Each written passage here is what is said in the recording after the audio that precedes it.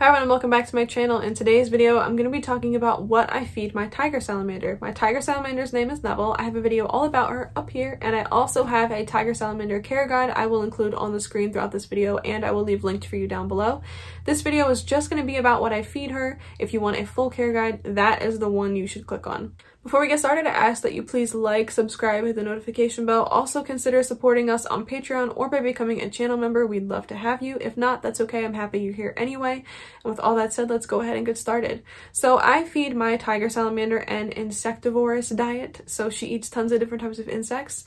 And I'm going to go down the list and describe each one. I also want to note that I have a feeder insect playlist, which is going to be able to break down in much greater detail than this video all the different nutritional facts of each insect, how to keep them, what to feed them, do they need to be dusted with calcium. I will leave that playlist on the screen and down below. Let's start with the first feeder insect that I offer Neville, which is the Dubia roach. Dubia roaches are a great feeder insect for a lot of reptiles and amphibians. They are a good source of protein and they're also low in fat. Unfortunately, they do have a low calcium to phosphorus ratio, which means you have to dust them with a quality calcium and D3 supplement, but that's the case for a lot of feeder insects, so it's really not a drawback. You know, you have to do it anyway.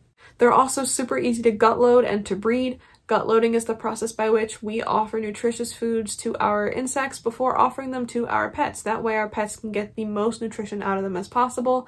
I talk about gut loading in those videos in the playlist I mentioned previously, so I won't go into it too much on this video, but just know that's there for you if you're confused about it. Another feeder insect that I offer my tiger salamander Neville is a superworm. What I like to do with superworms before I offer them to her is to crunch the head. That's just to make sure that they can't bite her or anything, because tiger salamanders do not crunch their food. They don't chew their food. They just kind of like swallow it whole, as you see, you know, in the various clips I've showed you.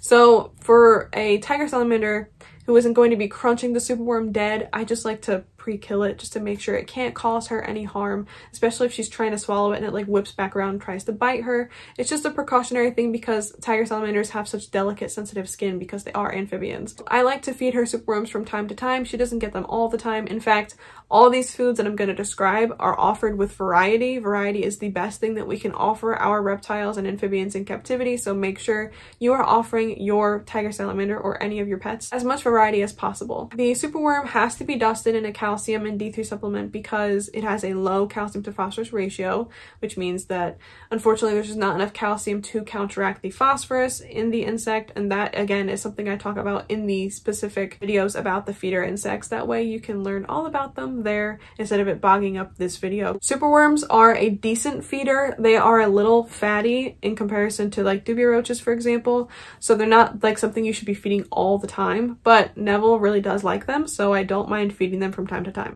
Keep in mind they are going to be a bit harder to digest than something like a Dubia roach, so you don't want to offer a lot of them at once, or you don't want to offer them all the time. Again, this is going to be something that'll be beneficial if you offer it in a varied diet. Another insect that my tiger salamander gets are waxworms. Again, like superworms, waxworms are fatty, but they're like extra fatty.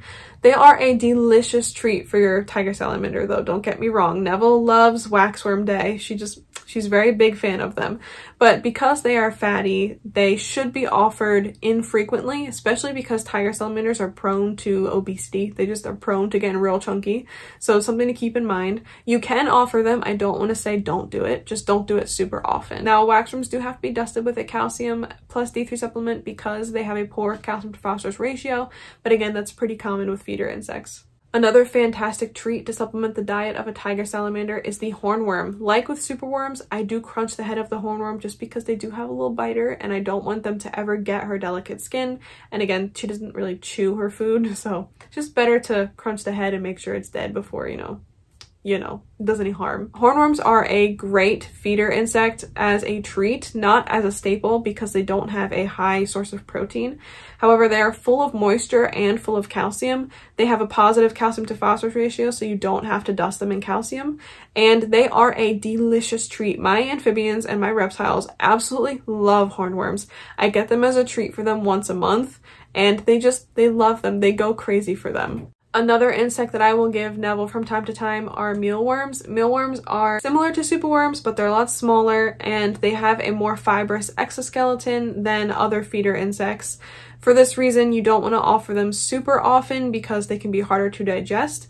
Like superworms and hornworms, I do crush the head first just to be safe. They also have to be dusted in a calcium plus D3 supplement because of their poor calcium to phosphorus ratio, but they are a decent feeder and Neville certainly likes them, and I offer them to her every so often. She doesn't get them a whole lot. Forgot to mention this, but make sure that you are gut loading your mealworms and your superworms as well.